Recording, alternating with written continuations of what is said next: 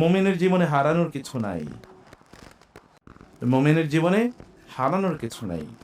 রাসূলুল্লাহ সাল্লাল্লাহু আলাইহি ওয়াসাল্লাম বলেছেন, আজাবান লিআমরিল মুমিন ইন্না আমরাহু কুল্লাহু লাহু খাইর। ঈমানদারের, মুমিনের অবস্থাটা অবাক করার মতো। যাই তার জীবনে ঘটুক না কেন, এটাই তার জন্য কল্যাণকর। যখনই আপনি কোনো বিপদে পড়বেন, রাত আপনাকে চারিদিক থেকে ঘিরে রেখেছে, তখন আপনি দিনের প্রত্যাশায় আল্লাহর উপর তাওয়াক্কুল। যত বড় বিপদই হোক না কেন, আল্লাহর সে কি বিপদ বড় নাকি? বুঝেন নেই? আপনার বিপদ কি আল্লাহর ক্ষমতার চেয়ে বড়? আপনার বিপদ কি আল্লাহর মার্সির চেয়ে বড়? আপনার কতটুকু সমস্যা আছে? রাসূল সাল্লাল্লাহু আলাইহি ওয়াসাল্লাম বলেছেন, হাদিসে কুদসিতে আল্লাহ তাআলা বলেন, এ মানুষ, পৃথিবীর সকল মানুষ আদম থেকে শুরু করে কিয়ামত পর্যন্ত যত লোক আসবে, সকল জিন, তারা যদি কোনো একটা জায়গায় একত্রিত হয় এবং তারা সবাই যদি তাদের মনে যা চায় তা তারা চায় আমার কাছে, আমি তারা যা চেয়েছে আমি তাদেরকে সবাইকে তা দিয়ে দিই, তাহলে আমার রাজত্বে ততটুকু টান পড়বে না যতটুকু টান একটা বিশাল বড় সমুদ্রে একটা সুই ঢুকিয়ে দেওয়ার পর ওই সুইতে যতটুকু পানি উঠে ততটুকু রাজত্বে টান পড়বে না।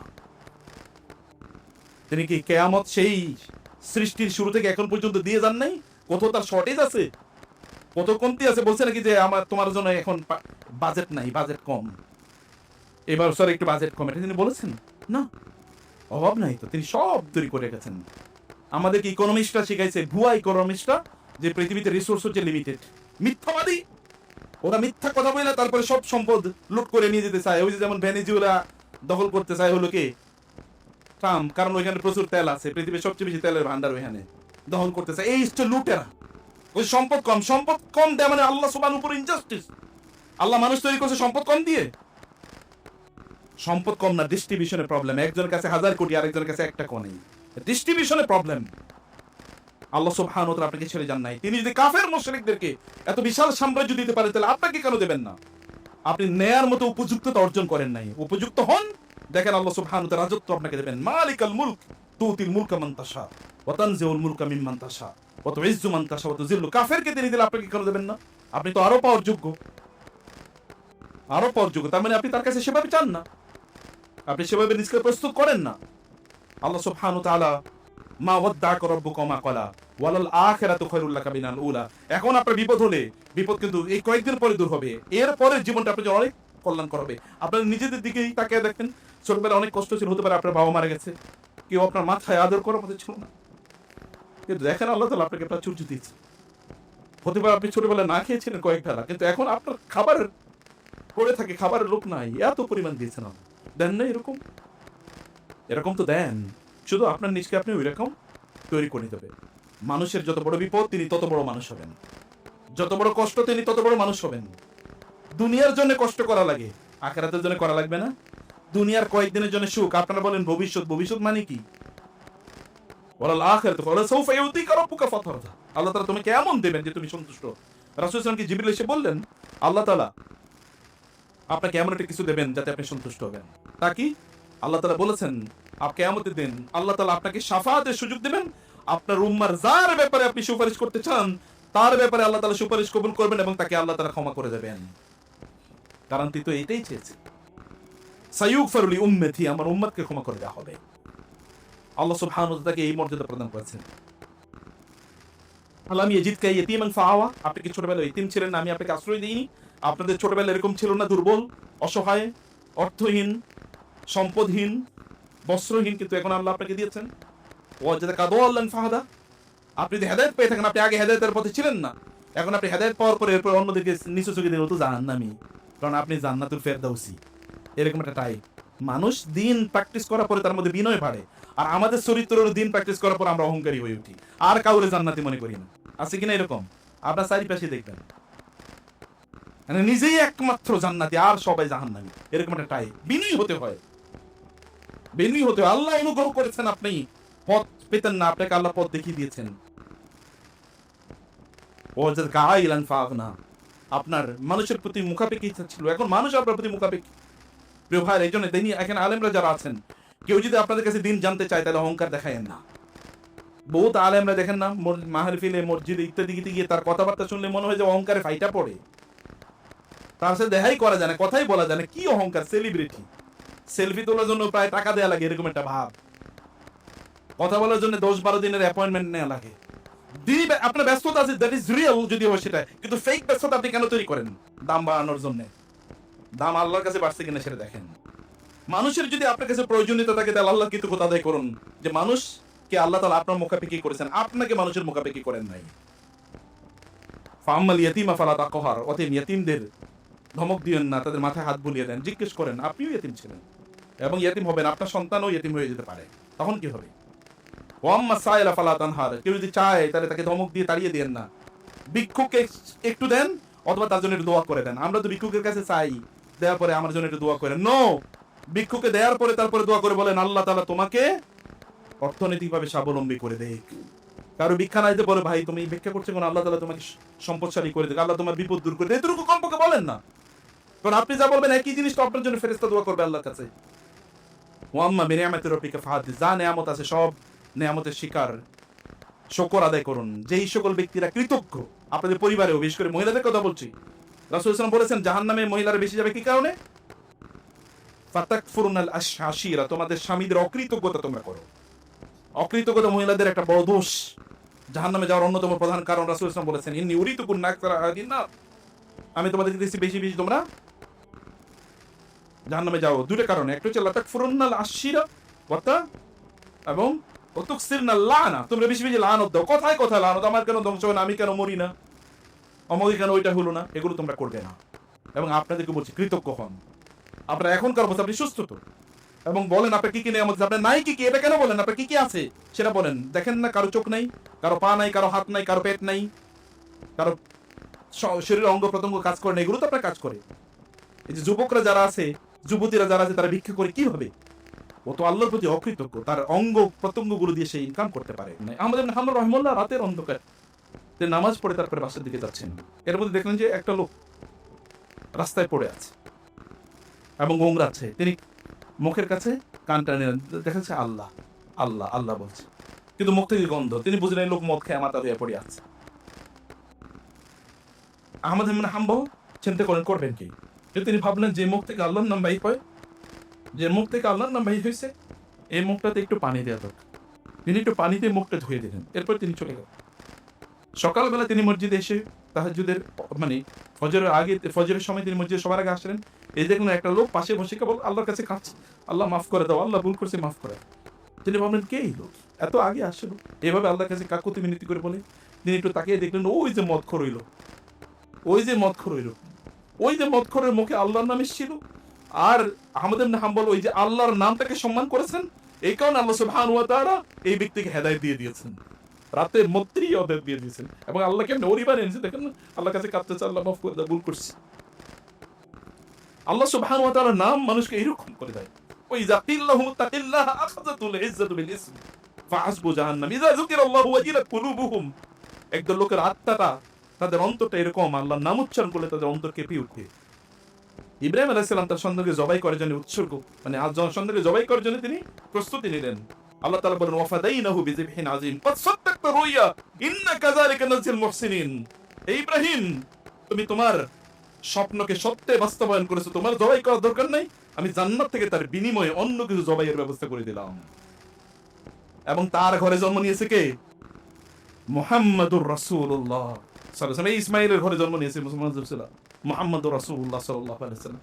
প্রিয় ভাইরা বোনেরা, আপনি যখনই বিপদের মধ্যে পড়বেন তখন এরকম বিশাল বড় দিন আপনার সামনে এসে উদিত হয়, অনেক বড় দিন, অনেক বড় আলো আপনার সামনে উপস্থিত হয়। আলো আপনার দরকার, আলো ছাড়া মানুষ বাঁচতে পারে না। যে অঞ্চলে আলো কম ওই অঞ্চলে মানুষ আত্মহত্যা বেশি করে। আপনাদের বাসায় যদি বাচ্চাদেরকে দেখেন অন্ধকারের মধ্যে থাকে, লাইটটা একটু টিম টিম করে রাখছে, তাহলে বুঝবেন ওর মধ্যে অলরেডি শয়তানি ঢুকে গেছে।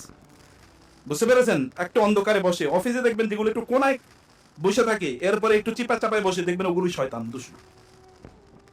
আপনার যদি ইয়ে থাকে, স্পিরিট থাকে, আলোর মধ্যে, ফ্লাড লাইটের নিচে থাকবেন, আলোর মধ্যে থাকবেন আপনি, প্রচুর আলো, একেবারে স্পষ্ট আলো, মানে হচ্ছে মানুষের সামনে থাকবেন আপনি।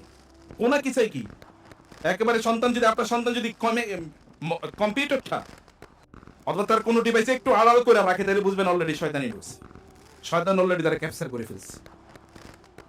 এটা করা যাবে না, প্রকাশ্য সামনে রাখুন। আলোর মধ্যে মানুষ ভালো থাকে। আলো অন্ধকার এর সাথে কি আসে? ক্ষতি আসে। আপনি দেখেন না সূরাতুল ফালাকে আমরা দোয়া করি না, ওমিন শাররি গাসিকিন ইযা ওয়াকাব। গাসিকিন মানে রাতের ভয়াবহ অন্ধকার, ক্ষতিকর। ইযা ওয়াকাব, যখন সে তার ক্ষতির প্রভাব চারিদিকে বিস্তার করে দেয়। সেখান থেকে আল্লাহর কাছে আশ্রয় চাইতে আল্লাহ সুবহানাহু ওয়া তাআলা আমাদেরকে বলেছেন। প্রিয় ভাইরা, রাতের অন্ধকার বাড়ে শেষের দিকে, এটাকে সুবহে কাযেব বলে আপনারা জানেন। আপনি মনে করছেন কি আলো, কিন্তু আসলে অন্ধকার। তখন অন্ধকার আরো বাড়ে, অন্ধকার রাতের শেষের দিকে বাড়ে, তার মানে আলো একটু পরে, কিছুক্ষণ পরে সুবহে সাদেক হবে। অতএব আপনি যদি অনেক বেশি টেনশনে থাকেন, তাহলে আপনাকে কংগ্রাচুলেশন, আপনার সামনে বড় মুক্তি অপেক্ষা করছে। আপনার যদি গত বছর খারাপ যেয়ে থাকে, তাহলে এই বছর অনেক ভালো যাবে, আপনাকে কংগ্রাচুলেশন, নো প্রবলেম। কেবল আপনাকে আল্লাহ সুবহানাহু ওয়া তাআলা এর প্রতি ঈমান আনতে হবে। আপনার সাথে কেউ যদি বিট্রে করে, আত্মীয়স্বজন, বন্ধু বান্ধব, ভাই বোন, তাইলে মনে রাখবেন ইউসুফ আলাইহিস সালাম ভাই বোনের ষড়যন্ত্র এবং চক্রান্তের পরে সম্রাট হয়েছেন। আপনার যদি চাচা জেঠারা আপনার কাছে বিরোধিতা করে, তাহলে মনে রাখবেন যে চাচা জেঠারা বিরোধিতা করেছে শোয়েব আলাইহিস সালাম, নূহ আলাইহিস সালামের বিরুদ্ধে, কিন্তু তারা সর্বশ্রেষ্ঠ নবী। আপনি যদি বাবা আপনার বিরোধিতা করে থাকে বা সন্তানদের বিরোধিতা আপনার করে থাকে, তাহলে মনে করবেন ইব্রাহিম আলাইহিস সালামের বাবা তার বিরোধিতা করেছে। তিনি শুধুমাত্র একজন নবী নন, শ্রেষ্ঠতম নবী না, তিনি হচ্ছে মুসলিম উম্মার বাবা। মিল্লাত আবিকুম ইব্রাহিম, তোমাদের জাতির পিতা তিনি। তিনি হুয়া সাম্মাকুমুল মুসলিমিন, তিনি তোমাদের নাম রাখছেন মুসলিম। আমরা মুসলিম, এটা নাম রাখছেন কে? ইব্রাহিম আলাইহিস সালাতু ওয়াস সালাম। আপনি যদি আপনার ঘর থেকে, আপনার এলাকা থেকে বিচ্ছুত হয়ে থাকেন, আপনাকে দেশ থেকে তাড়িয়ে দেওয়া হয়েছে, তাহলে মনে রাখবেন এই দেশের মালিক আপনি হবেন। রাসূলুল্লাহ সাল্লাল্লাহু আলাইহি ওয়াসাল্লামকে ওরা দেশ থেকে তাড়িয়ে দিয়েছিল, মদিনায় গিয়ে তিনি হয়েছেন প্রেসিডেন্ট। তার 8 বছর পরে মক্কাবাসীরা তাকে স্বাগত জানিয়েছে, মক্কা তার কাছে আত্মসমর্পণ করেছে। এটা ন্যাচারাল হিস্ট্রি, এরকমই ঘটে। কেবল আপনাকে সত্যপন্থী হওয়া লাগবে, কেবল আপনাকে হকের পথে, সত্যের পথে থাকতে হবে, এতটুকুই। আমাদের অস্থিরতা কমে না, অস্থিরতা কমানোর জন্য ফেসবুকে ঢুকি, অস্থিরতা আরো বাড়ে। তা কমানোর জন্য এরপরে সিনেমা দিই, অস্থিরতা আরো বাড়ে। এরপরে আমরা কি গান শুনি, তারপরে অস্থিরতা আরো বাড়ে। এরপরে মদ খাই, অস্থিরতা আরো বাড়ে। এরপরে আত্মহত্যা, এরপরে ফার্স্টেশন, এরপরে আর ভাল লাগে না। যুবকদের একটা নতুন বক্তব্য বাইরেছে, ভাল লাগে না কিছুই। ভাল লাগে না, তোমার ভাল লাগবে কিভাবে মিয়া? তুমি তো ভালো লাগার জায়গায় আসছো নাকি? যারা দিনের পথে আছে, দেখো তাদের ভালো লাগা কোথায় আছে। পুরো অস্তিত্ব জুড়ে তাদের পরিতৃপ্তি, প্রশান্তি। প্রশান্তি, সুখ, এটা এমন একটা জিনিস, এটা সাধারণ মানুষের ভাগ্যে জোটে না। এটা একটা অসাধারণ জিনিস, অসাধারণদের ভাগ্যে এটা জোটে, যারা আল্লাহ সুবহানাহু ওয়া তাআলা এর সাথে সম্পর্ক রাখেন। আপনার এমন কোনো মানুষ নাই যে মানুষের জীবনে কোনো সুখ সমস্যা নাই। যদি সমস্যা ছাড়া কোনো মানুষ থাকতো এই পৃথিবীতে, তাহলে তার নাম হতো মুহাম্মাদুর রাসূলুল্লাহ সাল্লাল্লাহু আলাইহি ওয়াসাল্লাম। তো তার জীবনে কষ্ট সবার চেয়ে বেশি। কেমন কষ্ট? ছোটবেলায় জন্মের আগে বাবা মারা গেছে, জন্মের 5 বছর পরে মা মারা গেছে, এরপরে দাদা মারা গেছে হলো 8 বছর পর। এরপর তিনি ইয়াতিম, কেউ নাই চারিদিকে। চাচার ঘরে বড় হন, চিন্তা করে কোনো ভাই বোন নাই, চাচার ঘরে তিনি বড় হচ্ছে। বাবা যে অনেক সম্পদ রেখে গেছেন এরকম কোনো কিছু না, এরকম ইয়াতিম অবস্থায় তিনি বড় হয়েছেন। তারপরে বিয়ে করেছেন, সন্তান হয়েছে। তার জীবদ্দশায় সবগুলো সন্তান মারা গেছে, একজন ছাড়া, ফাতেমা রাদিয়াল্লাহু তাআলা ছাড়া 6 সন্তানই মারা গেছে তার সামনে, তার চোখের সামনে। এইরকম কষ্ট আপনি একটা মানুষ দেখাতে পারবেন আপনার জীবনে? চিন্তা করে দেখেন, আপনার সবগুলো সন্তান মারা গেছে। ইজ ইট পসিবল আপনার একটা সন্তান অসুস্থ হবে, এতে আপনার মাথা গরম হয়ে যায়? আর তার সবগুলো সন্তানকে তিনি নিজে কবর দিয়েছেন। এরপরে তো যুদ্ধের ময়দানে সবচেয়ে ভালো মানুষ, যদি কারো ক্ষতি করতো তাহলে তিনি ক্ষতির শিকার হতেন, কিন্তু সমাজের সবচেয়ে ভালো মানুষ, তিনি সমাজে সবচেয়ে বেশি কষ্ট পেয়েছেন। তাকে যারা আল আমিন আস-সাদিক বলতো, তাকে যারা তাদের সম্পদগুলো তার কাছে গিয়ে ডিপোজিট রেখেছে, তারাই তাকে হত্যা করার জন্য পরিকল্পনা করছে। তার আপন চাচা, তার চাচি, তার ভাই বাদাররা তাকে হত্যা করার জন্য পরিকল্পনা করে, তাকে গালিগালাজ করে তার সামনে, অথচ তিনি সবচেয়ে ভালো মানুষ, কিচ্ছু বলেন না। হে লোকেরা, আমি তোমাদেরকে ভালো কথা বলি, ওয়ানা আদুকুম ইলা সাবিলির রাশাদ, আমি তোমাদেরকে জান্নাতের পথ দেখাই, আর তোমরা কেন আমার গালি দিচ্ছ? আমি কি তোমাদেরকে কোনো খারাপ কথা বলছি? ওয়ানা লাকুম নাসিহুন আমিন, আমি তোমাদেরকে জাহান্নাম থেকে বাঁচাতে চাই, আমি তো এতটুকুই বলি। আমি কি বলি? আমি তোমাদেরকে কেবল বলি তোমরা আল্লাহর ইবাদত করো, আমি খারাপ কিছু বলছি? তো তারপরে তারা তাকে হত্যা করার জন্য পরিকল্পনা করে, তার মাথার উপর ওঠে নাড়ি বুড়িগুলো দেয় যেন তিনি শ্বাসরুদ্ধ হয়ে যেন তিনি মারা যান। এইরকম একটা সিচুয়েশনে আপনি যদি যান, আপনি যদি এরকম দেখেন, তাহলে আপনার মন খারাপ করার কোনো কারণ নাই। আমি বরং বলবো কংগ্রাচুলেশন, কারণ মানুষের যত বড় বিপদ তিনি তত বড় মানুষ হবেন, যত বড় কষ্ট তিনি তত বড় মানুষ হবেন। দুনিয়ার জন্য কষ্ট করা লাগে, আখিরাতের জন্য করা লাগবে না? দুনিয়ার কয়েকদিনের জন্য সুখ, আপনারা বলেন ভবিষ্যৎ, ভবিষ্যৎ মানে কি?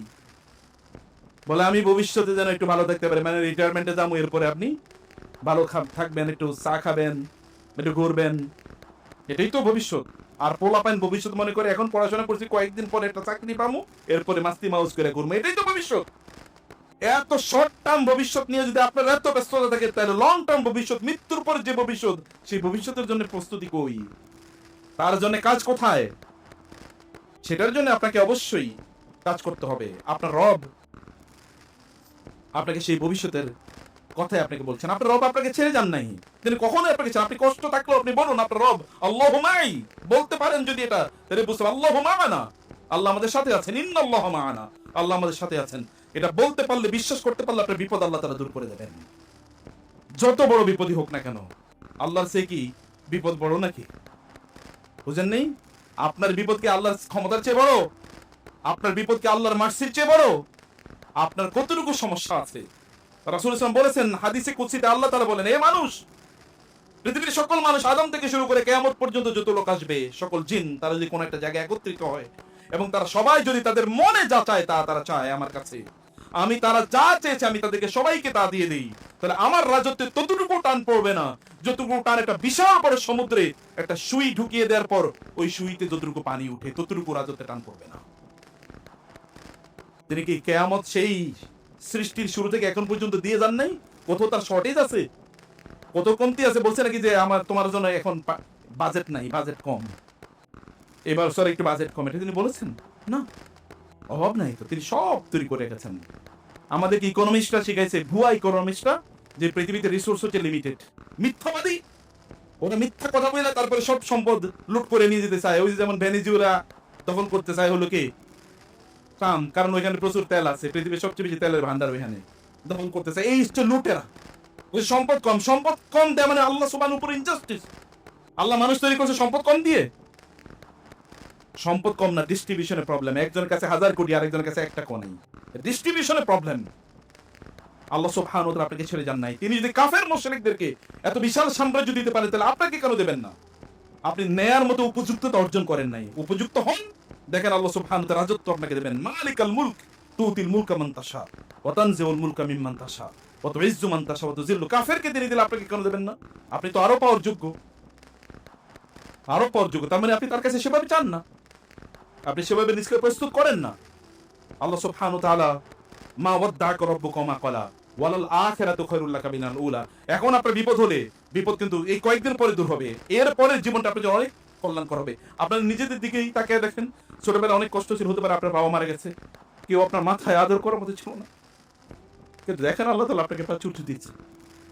হতে পারে আপনি ছোটবেলায় না খেয়েছিলেন কয়েক ধারা, কিন্তু এখন আপনার খাবারের বসে থাকে, খাবারের লোক নাই, এত পরিমাণ দিয়েছেন আল্লাহ। দেন না এরকম? এরকম তো দেন, শুধু আপনার নিজকে আপনি ওই রকম তৈরি করে দেবে।